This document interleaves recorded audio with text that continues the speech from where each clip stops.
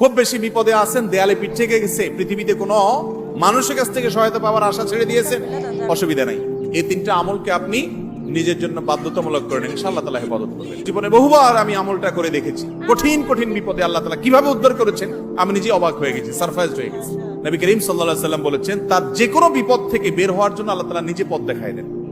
এমন ভাবে পথ দেখাবেন সে কল্পনাও করবে না। বহুবার আমল করে দেখেছি আমি, হাতে হাতে পেয়েছি আলহামদুলিল্লাহ। কোন বিপদে পড়লে দোয়া ইউনুস খতম করে দোয়া করা যাবে কিনা?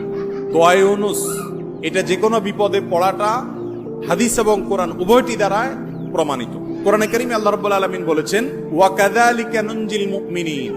ইউনুস আলাইহিস সালাম বিপদে পড়ার পর তিনি যে দোয়া করেছেন, লা ইলাহা ইল্লা আনতা সুবহানাক ইন্নী কুনতু মিনাজ জালিমিন, এই বাক্যগুলো পড়ার পর এগুলো বলে বলে আল্লাহর কাছে তিনি দোয়া করেছেন, আল্লাহ তাআলা তার বিপদ উদ্ধার করেছেন। বিপদে পড়ার পর তিনি যে